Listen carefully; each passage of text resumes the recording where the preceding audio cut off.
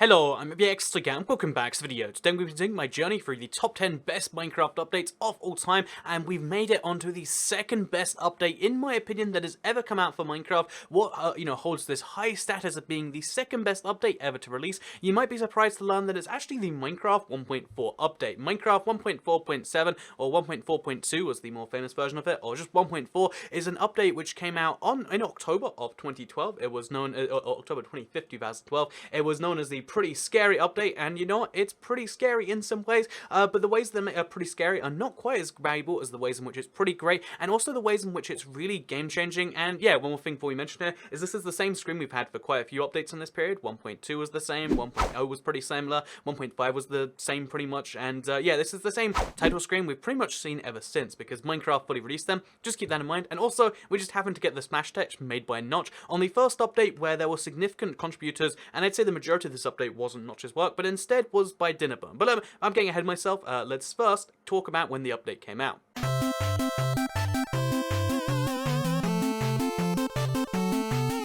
So I decided to load up the world into my amplified world from the 1.7 video, and boy, does that not disappoint, seeing this entirely transformed in this way. But yeah, let's look at this world. I'm curious as to what happens when you like reverse take amplified back. Like, are things gonna break? Probably. Let's find out and talk about them while we mentioned that the update came out on October 25th, 2012. This was the last really, themed update for a particular time. It was a pretty scary update, and it came out, as you can infer from that date, 6 days, or just under a week, before Halloween, which is a pretty darn cool thing. In fact, it follows on from a tradition Minecraft used to do way back in the alpha, where back, they used to have, like, Secret Friday updates, and they did an extra big Halloween update, which is where they brought in the Nether for the first time. So they decided, why not do a similar update, and they had a big update, which came out on October 25th, 2012, less than 3 months after the previous update. So bear in mind, this was kind of just meant as like, we need to get an update of Halloween, and then bear in mind, all of these features came in this update, which they were just trying to get out in that time. So let's talk about all of those features now.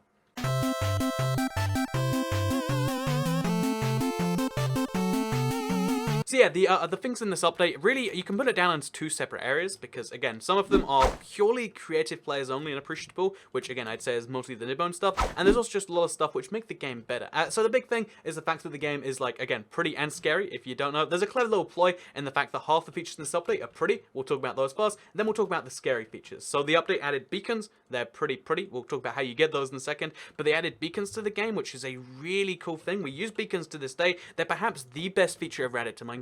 I mean, again, you can debate that a lot, and I feel like I probably have like 5 features I'd say are the best feature, but beacons are such a cool feature added in this update. Pretty, I think you'd agree.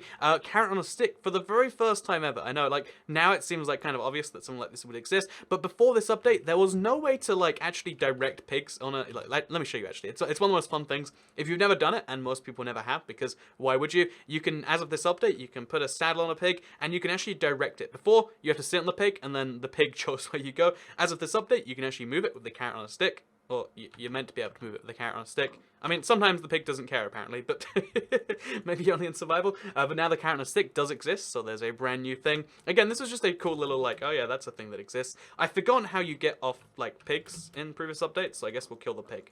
That's the only solution I see to this problem. But yeah, so basically, as well as the pig with the carrot on stick, we've also got the frames, item frames, and we've got the flower pots. So, item frames, again, these are so fundamental to this day. We wanted them for so long on every other platform. Like, I remember on console in particular, item frames was such an anticipated feature, because guess what? You can, like, store a thing inside the frame and make it look cool. That's wonderful, right? So, you know, item frames and flower pots, I mean, no one actually cares about. Again, it's kind of hit and miss, but the hits were so big in this update, because flower pots, I mean, they're useful every now and then, but item frames, a massive hit. You know, beacons, mega hit. You know, carrot on a stick, not so much of a mega hit. Also, not so much of a mega hit are the brand new food item they added of the pumpkin pie. Be honest with me here, in survival, how many times have you made a pumpkin pie? If you say anything that's not 0, I'm not 100% sure I believe you.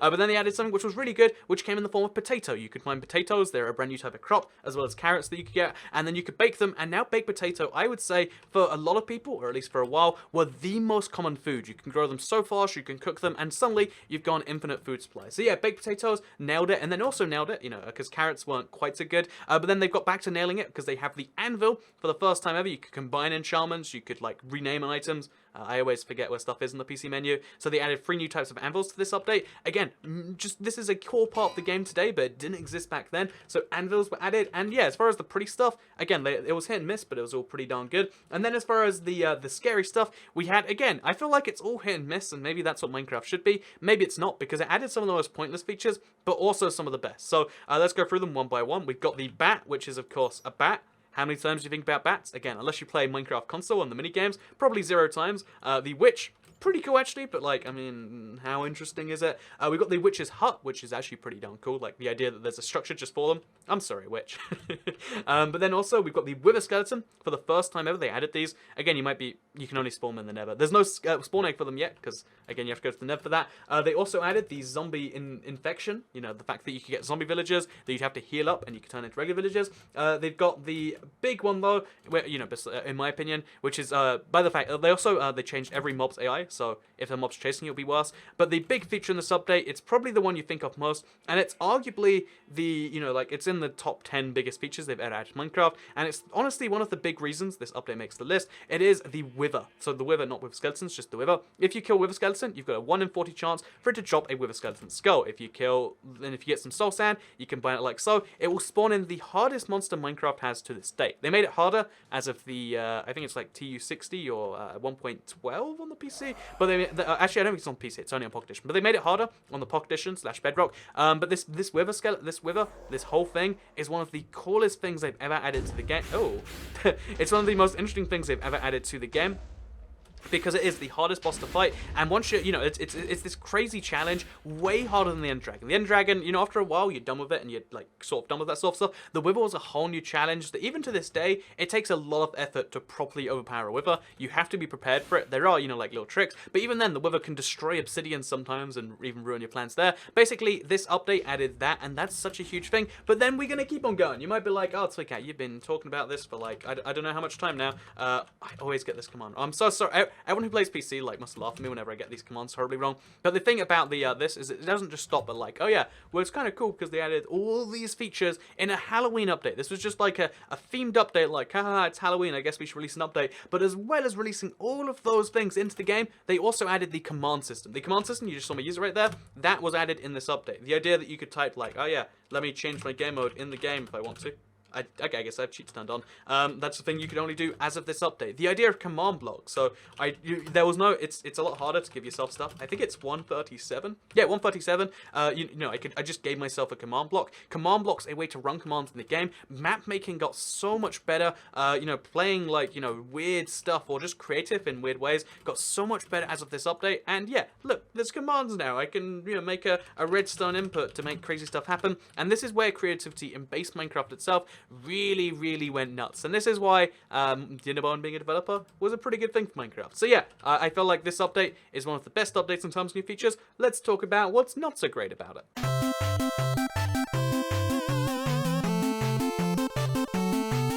So what is there not to like about the 1.4.2 or 1.4.7, the pretty scary update? What is there that you could possibly say no to after all of those things came in the space of 2 months, by the way? This came out October, and the update before came out in August. I just want to really stress the insanity of some of these update times back in the day, even though, you know, I don't know if this is back in the day. But yeah, let's talk about what there isn't liked about this update, because I feel like the biggest thing is adding commands to the game. By itself, it's kind of a weird thing, like, oh, so now the game, you have to like learn coding essentially, you have to learn the Minecraft language. But when they added command blocks to the game also, it kind of meant that, like, you know, the complexity of the game went way up, and also the command block is always going to look like it's a mod that just happens to exist in Minecraft. I feel like, you know, like if you want to play Minecraft, you usually just want to do the building or the other sort of stuff. The command block feels very out of place, and that's something that's kind of hard to fix. So that's a big complaint I see from a lot of people. I don't know, you know, you can argue to yourself whether that's valid or not, but it is one that kind of like, this update changed it forever, and it made it so there's this weird block, which by the way, it's not even available to most players, so if you want to know how to get this block, it's not easy at all. You have to type, again, it was in this update, /give_toycat137,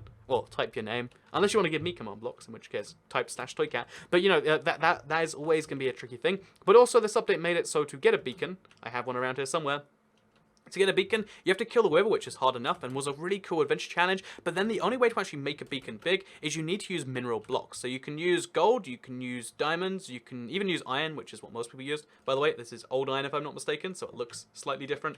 Or maybe iron looks like this now and I've just gone crazy. But yeah, basically, you know, they made it so that, oh yeah, you have to kill the wither, but then also you have to mine a bunch of stuff. And to a lot of people, mining just isn't a good thing. So, you know, once you killed the boss and done this sort of stuff, if you wanted to make the mega structure, you have to get so much iron. To this day, I've only ever made one legit 4-tier beacon in survival, and that took me like, like close to a year of like, not non-stop mining, but like, mining every now and then, getting some iron, mining every now and then, getting some iron. And yeah, the fact that that is required if you want to get the mega structure, to some people who hate mining, even though it's Minecraft, they don't like the certain path there, and it really kind of shifted the incentives in some way. But they're the only negative things you can say about this, and realistically, people don't really say that very often. Like nowadays, 1.4, everything in it is accepted as good. Even the misses, like pumpkin pies, no one ever complains about pumpkin pies. Although, again, the other thing I guess you could say is like this update had the most like non-features, like bats. I mean, seriously, bats. How many times do you think about bats as even existing? Like,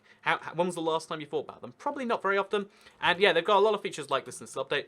Pumpkin pie is the example, carrot on stick. But honestly, having them in the game doesn't hurt Minecraft at all. And I feel like, as far as what this update, this update is concerned, the good outweighs the bad by such an insane amount. It's not even, like close. It's like, like 100 times more good than bad, maybe 1,000 times more good than bad. And honestly, the bad is kind of just like, well, I mean, if you don't like them, just ignore it. Look, okay, here's what you do if you don't like carrots on the stick. Okay, you see how easy that is? And yeah, that's what you can do for this update. So let's talk about the lessons we.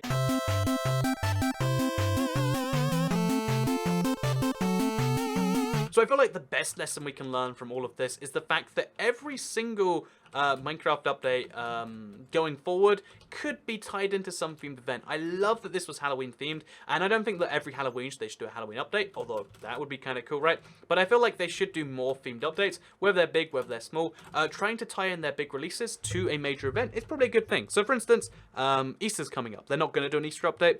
But wouldn't it be cool if there was an update that was based around exploration that also added like a brand new type, added chocolates to the game for the first time, but if they give it like a real use and a real fun way to get it, that's kind of cool. If they didn't have rabbits, great time to introduce it in an Easter update. When this Halloween comes around, why not add some more hostile content to the game, make it trickier, make the Nether scarier in some way, like I don't know how you do that, make the end scary. You can theme updates around a certain time of the year, even Christmas. It's just a good time to have updates, which they've been doing recently, and I feel like, theming stuff to certain times of the year, I feel like Halloween's the best example, because any video game's got that. But if they have a tradition, they have something people expect every year, then it makes it really exciting when that thing's coming out, when it's announced. And as someone who follows, because again, obviously you can imagine on my channel, I see what things people care about the most, what things people just don't care about at all, and you can imagine how in the case of Halloween updates, there's a lot more people like about it than what they don't like about it. And I imagine, having people care about your game is something that as a game developer, every other game developer wants, and one of the easiest ways to get that is just be like, yep, every year, Halloween update, look forward to this year,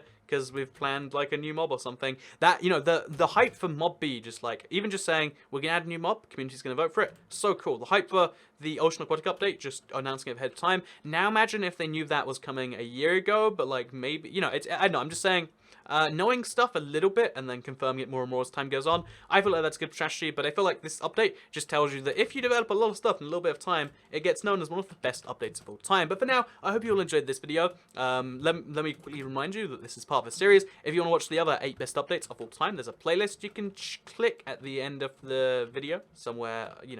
It'll show up on your screen. And also, let me remind you that the very best Minecraft update will be coming in a very short amount of time. So if you want to see what my opinion is the best update of all time, you want to see a little bit of a go around of it, you want to see what it actually looks like playing that update itself, then you'll be able to see that in the final video, the very best Minecraft update of all time. And also, you can leave a comment down below guessing what it is, and you can feel real smart if you guess it right.